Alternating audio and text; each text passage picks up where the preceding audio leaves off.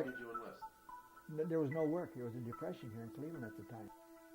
So you were at the first atomic bomb tests? We were at Anahuac.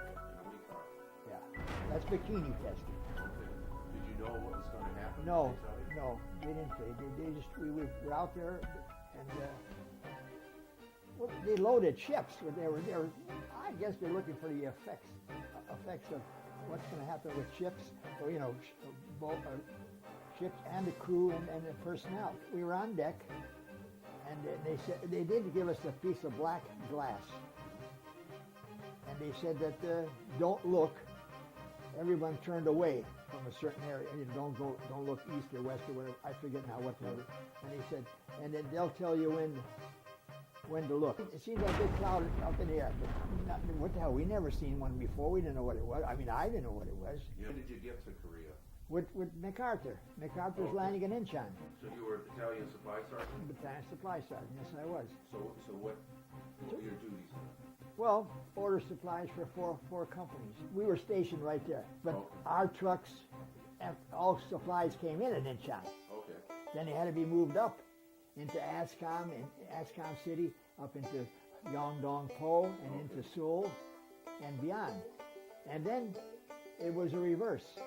When the Chinese came, we moved out of Incheon, and that's where all these explosions, they blew up the port of Incheon. So that must have meant the war wasn't going well. Oh no, we were retreating. I was issuing out 3 shells per person. At the time, I can't recall what the feelings were, but we were scared. Kids were scared. I don't know. Oh yeah, Chosin was right about 1950. And you came close? Well, they called for some supplies, and we were in Incheon, where all the supplies were coming in. And as a curious guy, I can recall, I'm going to go take a ride. So I went for a ride. And I got the hell out of there when you see what was happening. I had to get out of there because the Chinese were coming across the Yalu. We moved out in a hurry. Oh, okay. Just a scared kid. So what was the hardest part of that duty? Lonesomeness, I think, I can recall. The unexpected. Yeah. You didn't know what was going to happen. Who was around the next corner? Because at that time, stories were coming out where guys were sleeping in sleeping bags, and then they get their throat cut. The North Koreans would sneak down into the camps, and while a guy's in a sleeping bag all huddled up. So we learned to sleep with a bayonet or a knife nearby in your sleeping bag. Did you ever wonder how the war was going to turn out? No, I don't know. That didn't bother me. I don't think I ever give it a second thought. All we were concerned, we were going home for Christmas. Remember, MacArthur promised us home for Christmas. He said, the Chinese aren't coming across the Yalu. He said, all my people, he said, will be home for Christmas. Well, we weren't. Did you ever regret not being on the front lines? No.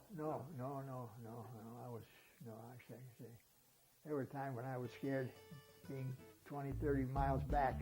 I was never honestly, I never was physically part of the war. Right. I was there, seen it, but,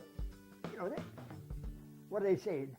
For every one man on the line, there's 9 others back supporting them, so I was one of those back there. But we're always ready, prepared.